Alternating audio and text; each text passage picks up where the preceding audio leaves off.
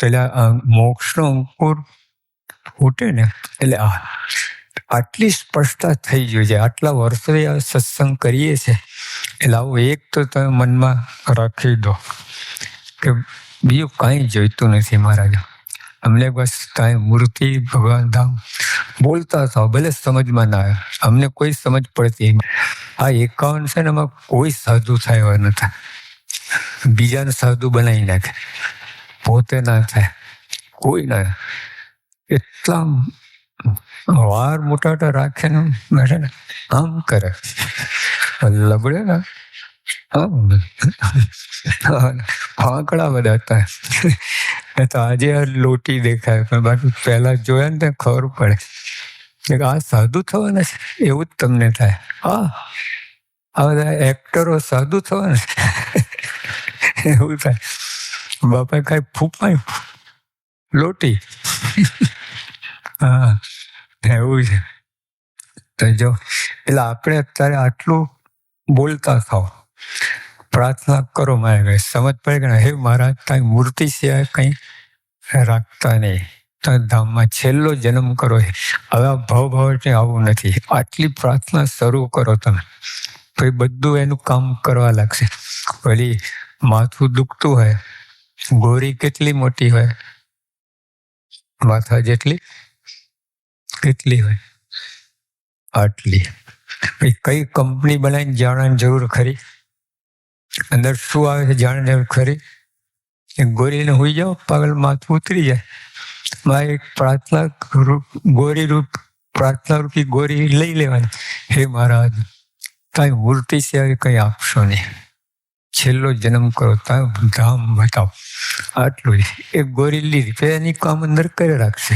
કઈ કંપની બનાવી, શું અંદર કાંઈ નહીં, બધું અંદર કામ કરશે. ગુણાતા લખે ને, આપણે એક એવો સંકલ્પ કરવો જે અક્ષરધામમાં જવું છે. લો સંકલ્પ. સંકલ્પ થાય ને પછી બધું કામ પડે. તમને મનમાં થયું કે દિલ્હી જવું છે, બધી વ્યવસ્થા તમે કરવા લાગશો. પણ બધી વ્યવસ્થા તમને સંકલ્પ ના હોય, પ્લેનની ટિકિટ મફત તમે આપતા તો સંકલ્પ ના હોય તો ઠરી જાય. સંકલ્પ હોય તો પાર પાડે. આ વિદ્યાર્થીઓને એક જ સંકલ્પ જરૂર છે. મારે ફર્સ્ટ ક્લાસ લાવવો છે, 90% લાવવા છે. આટલો સંકલ્પ રોપાઈ ગયો ને ઝાડ થાય. નહીં તો બધી વ્યવસ્થા હોય, ભણવાની, પુસ્તકોની, ટ્યુશન, પણ તો એ ના ભણે, કાંઈ ના થાય.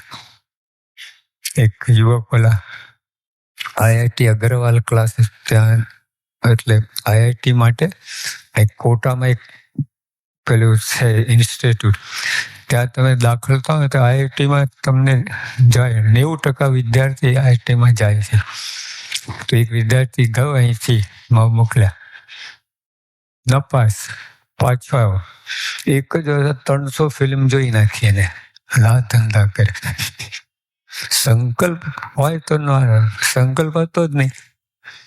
ભાઈ બધી વ્યવસ્થાથી તો શું કર્યું? તો એક સંકલ્પ આવી રીતે કરવાનો, રોકવાનો મનમાં કે બસ. તો સત્સંગ જો તમને સમજ આવી ને તો આ સંકલ્પ થશે જ તમને. સત્સંગ શું છે, આપણે શું રોજ કરીએ છીએ, આ એક્સરસાઇઝ છે. રોજ ઓલા પ્રાણાયામ ને યોગાસનો કરે છે ને, મારે સત્સંગ એક્સરસાઇઝ છે. રોજ સવારની કથા જીવ માટેની એક્સરસાઇઝ છે. જીવ માટે, ઓલા ફેફસા અને શરીર ને મન માટે, આ જીવ માટે રોજ સવારે કથા વાર્તા. અને કથા વાર્તા જો બરાબર સાંભળી હોય ને, આવું તમને વિચાર આવશે જ. સત્સંગ ને પોતાનું મનન ચિંતન જ તમને આ જો લઈ જશે. સત્સંગના મોક્ષ અંકુર ક્યારે ફૂટતો નથી. કોઠીમાં અનાજ કરોડ વર્ષ સુધી ભર્યું હોય, પણ પૃથ્વીને જળના યોગ સિવાય તો ક્યારે અંકુર ફૂટે નહીં.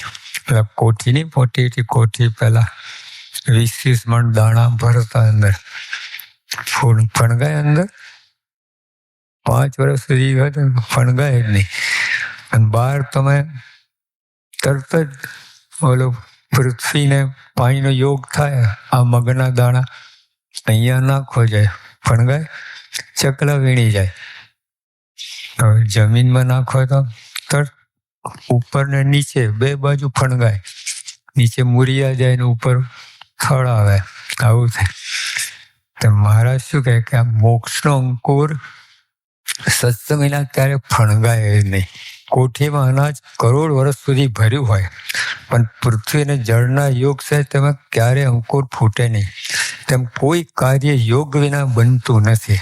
ગમે એવું મુમુક્ષુ હોય ને પણ આવા સંતનો યોગ વિના મુમુક્ષુતા એમને એમ પડી રહે, ફણગાય જ નહીં. સંતનો યોગ જોઈએ. આજે અથવા અનંત જન્મ પછી પણ યોગ મેળવ્યા સિવાય કામ થવાનું નથી. પહેલા તો હવે આપણને એ લાભ થયો, સત્સંગ થાય ને સંતના દર્શન થાય એટલો શુભ કાળ, એ વિના બધો અશુભ કાળ છે. બધું ત્યાં ગમેલું વ્યવસ્થા દેખાતી, સુખ સાહેબી, સગવડ, ખાન પાન, માન તાન, બધું એ અશુભ યોગ છે. એ યોગ કરવા જેવું છે જ નહીં. એમાંથી તો નીકળવાનું છે. આમાં ક્યાં પાછા પડો છો અંદર? આ સંતનો યોગ થાય ને એ જ શુભ યોગ. ભલે ગમેલું કષ્ટ પડે. જો કહે છે ને મુક્તાન સાહેબ બોલ્યા કે ભાલા તણા મેં વરસે રે તો સાધુનો સંગ ન થયા. ભાલા તણા મેં વરસાદ પડે, ભાલાનો વરસાદ પડે તો એ સંત સમાગમ કરો. હા, અને ઓલા સ્વામીની વાત પણ કે મસરૂના ગાદલામાં સોળી મૂકે તો એ નરકમાં લઈ જાય. નવા સાધુ 5 ખાસડા મારે તો અક્ષરધામમાં લઈ જાય. આ શબ્દો જોતા એટલે સત્સંગ કરતા જો પહેલે દિવસે આપણે કહ્યું હતું, સુખમાં તો સૌ સત્સંગ કરે, સુખમાં સૌ સત્સંગ કરે, પણ વિપત્તિ આવે ત્યારે કસોટીમાં પાર ઉતરે તેના પર અમે રાજી થઈએ છીએ. એટલે સત્સંગ ગમે તો છોડવો જ નહીં તમારે. અને કસોટી થાય ને તે તો વધારે પાવરમાં આવવું જોઈએ. હા, એ ખરેખર ચેમ્પિયન લોકો હોય ને એમ લીપુ લાલા સાથે ના દોડે, પોતા જે હરીફ હોય ને એની સાથે દોડે. ઓલાને હરાવે ને શું કામમાં આવ્યું? સિંહ બકરો મારે એમાં શું મોટી હોય? સિંહને મુકાબલો કરે તો ખરો. તેમાં આપણે સત્સંગનો રંગ ક્યારે પરખાય? જેટલી મુશ્કેલી આવે અમે અણનમ રહીએ, સત્સંગ મુકાય જ નહીં, વિચાર જ ના આવે મૂકવાનો, તો એ સત્સંગ સમજો કહેવાય. જો પૈસા બાબતમાં કેવું હોય છે, એક કાકા હતા ને હાવ ખખડી ગયેલા, હાવ તમારે ભગવાન પ્રાર્થના કરે હવે ધામમાં લઈ જાઓ, ધામમાં લઈ જાઓ. હવે એમના ઘરના કોઈ લોટરી ભરી તો કાકાના નામથી ભરી, કુટુંબમાં એટલા સભ્યો બધાના નામથી ભરી, કાકાના નામથી લોટરી ખુલી, 5 લાખ રૂપિયા કયા. પ્રાર્થના ફરી ગઈ, મહારાજ સાજા કરો, સાજા કરો. પૈસા સમજ્યા કહેવાય. હા, સત્સંગ સમજ્યા હોય ને મુકાય જ નહીં. ગમે એમ થાય, ગમે એમ થાય, સત્સંગ કોઈ પણ ભોગે મૂકી જ ના શકે એવી દ્રઢતા થઈ જાય. સત્સંગ થાય ને સંતના દર્શન થાય એટલો શુભ કાળ. એટલે નહીં ઓલા ચોગડી આવે છે ને તો પ્રભુ સાંઈ શું કહે, જેના સંત મળ્યા એને હંમેશા અમૃત ચોગડિયા, શુભ ચોગડિયા ને અમૃત 8 ચોગડિયા આવે છે. અમૃત, લાભ, શુભ, અશુભ, કાળ, એ બધા. તમે અમૃત છે બેસ્ટ ચોગડિયું ગણે.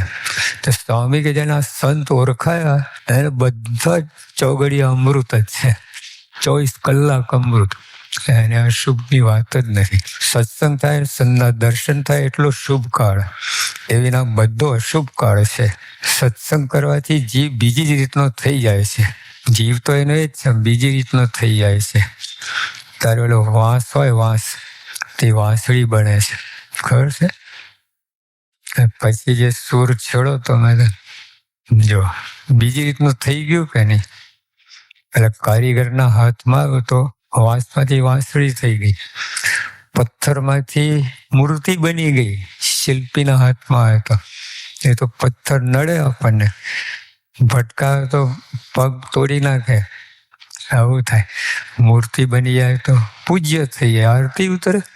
એમાં જીવ મારા કે સત્સંગ કરવાથી જીવ બીજી રીતનો થઈ જાય છે. સત્સંગ કરવાથી, હા, સત્સંગ મળવાથી નહીં, તમે સામે ચોખ્ખું ઘીની આઈટમો હોય તો થઈ જાય તાકાત.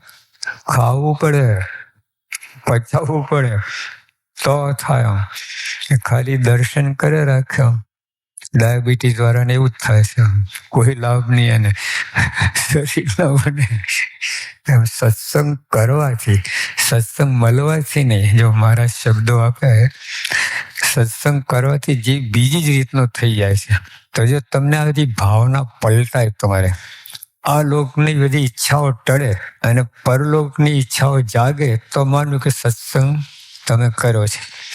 એ સત્સંગ કર્યો નથી. આવું બધું ના હોય. ભલે 40 વર્ષથી સત્સંગ કરો તો શાસ્ત્રીમાં ના વખતથી હોય, પણ જો આમાં ફેરફાર ના થાય મનોવૃત્તિમાં, કે આ લોકનો બધું પડતું મૂકીને ભગવાનના ધામમાં જવાય એવો આપણે સાધન સાથ સમાજ તૈયાર કરવું છે, એવો વિચાર ના આવે, એ સત્સંગ કર્યો નથી. સત્સંગ એ છે કે જ્યાં મોક્ષ છે, બીજી કોઈ વાતનો પ્રવેશ જ ના હોય. PhD નો ક્લાસ ચાલતો હોય, MSc PhD, ઓલી વાત હોય, એકડા ઘૂંટવાની બધી વાત હોય ને, બધું MA નો ક્લાસ કહેવાય, PhD નો ક્લાસ કહે. જો ત્યાં આવું બધું ચાલતું હોય તો બીજી વાત શરૂઆત જ ઓલી એનાથી થાય. E=mc². તારી શરૂઆત જ એનાથી થાય. એકડે એક બગડે બે થી નહીં. તો મારા કે મોક્ષ કોને કેવું? સત્સંગ એ છે જ્યાં મોક્ષ છે, બીજી કોઈ વાતનો પ્રવેશ ના હોય, જ્યાં હરિકથા કીર્તન નિત્ય થતા હોય. હરિકથા કીર્તન એનો જ મારો હોય. જગતના વિષયોનો જ્યાં સ્થાન ના હોય, ભગવાનના ચરણ કમળમાં સહેજે અનુરાગ થાય, એ સત્સંગ. આને સત્સંગ કહ્યા. તો તમે ઘરમાં તો સત્સંગ છે આમ કે ને, ડોક્ટર સાહેબ કહે છે ને, શું કહે છે? ઘરને મંદિર બનાવો. ઘરમાં મંદિર તો છે, ઘરને મંદિર બનાવો. હા, તો ઘરને સત્સંગ બનાવો. બધાને આવો ભાવના જાગે છે. ઘણા છે, નથી એવું નથી મારે કહેવાનું, પણ દ્રઢ કરો, પાકું કરો. ત્યારે એમને આપણે સહેજે આપણા પૂર્ણ સંસ્કારથી આવું થઈ ગયું છે, હવે સમજીને કરો કે ઘરની અંદર સત્સંગ છે, બીજી કઈ વાત જ નહીં. સમજીને ભગવાનનું વિસ્મરણ કરાવે એ બધો કુસંગ છે. લો, ગમે ટોપમાં ટોપ પૈસો હોય બધું, પણ જો વિસ્મરણ થતું હોય કુસંગ કહેવાય. એના એ જ પૈસા જો સત્સંગ કામમાં આવે તો સત્સંગ, અને તો કુસંગ, એનો એ જ પૈસો. ગમે એટલે પ્રમાણિકપણે એક નંબર નાના મહેનત કઈ મેળવા, પણ તો જો ભગવાનનું વિસ્મરણ કરો તો કુસંગ છે. ભગવાન સિવાય બીજામાં રુચિ થાય તે પણ કુસંગ છે. જો રુચિ થાય તો 24 કલાક મારા ફેરો એ નિશાની નથી. આપણને સત્સંગની ઈચ્છા હોવી જોઈએ, મૂર્તિની ઈચ્છા હોવી જોઈએ. પછી જોગ ના હોય, આપણે પ્રવૃત્તિ હોય, જવાબદારી હોય, ખેતી નોકરી, એ વાત જુદી છે. રુચિ તો એમાં ક્યાં જવાબદારી આડી આવે છે? રુચિ કરવામાં એટલે આવો ભાવ જાગે અંતરમાં, એ તો થઈ શકે. તે કેવું થાય? સત્સંગ જેટલો સમજાશે ને તમે, એટલો અંદર ઓટોમેટિક થાય કે જેવું બોરી લીધી તમને, ઓટોમેટિક બધું અંદર સાફ સૂફ કરી નાખશે. કબજિયાત હોય, નેપાળો લીધો, ઓટોમેટિક બધું ધબધાઈને કાઢી નાખે. એક ડોઝ લીધો પછી બધું એનું જાતે કામ કરે બધું. સત્સંગનો એક ડોઝ લેવાનું થાય, સારી કથા વાર્તામાં ગોઠવી જવાનું અને એક્સરસાઇઝ બરાબર કરવાની. આ કામનું છે, પરમ સત્ય છે. જે કઈ વાત થાય એ બધી મોક્ષની માટેની છે. એ રીતે બેસીને કથા પોણો કલાક જે હોય કામ થઈ ગયું તો ધડ કહીને આવું રાખવાનું. આપણે માટે સત્સંગ સાચવવાનું જતન કરવું. સત્સંગનો યોગ આવે છે, તેના દુઃખ માત્ર સદાય માટે નાશ પામ્યા છે. કહે છે, ઓથોરિટી કહે છે, સત્તા જેને જેના બોલ ગણાય એ કહે છે કે જેને સત્સંગ એનું તો દેખાય છે, પ્રમુખ સાહેબ દેખાય બધા પરમ સુખ્યા થઈ ગયા છે. હા, કઈ સમયનો થોડો પ્રશ્ન છે. મહારાજ કહે છે જેને સત્સંગનો યોગ આવે છે તેના દુઃખ માત્ર સદાય માટે નાશ પામે છે. માટે સત્સંગ સાચવવાનું જતન કરવું. આપણે આટલું કરવું. ગમે એમ કઈ પૈસા કઈ છે જતન, ઓલા અંદરના નીચે બંડી હોય ને એમાં પૈસા મૂકે ઉપર, અને એમ જતો હોય તો થોડી હાથ આમ જાયા કરે. હા, ઓટોમેટિક હાથ જાય. અને કોમ્પ્યુટર ગોઠવાઈ ગયું હોય તો સત્સંગ સાચો પ્રયત્ન કરો આપણે. બસ બીજું બધું ભગવાન કરશે. સહેરાન સાંઈ મહારાજની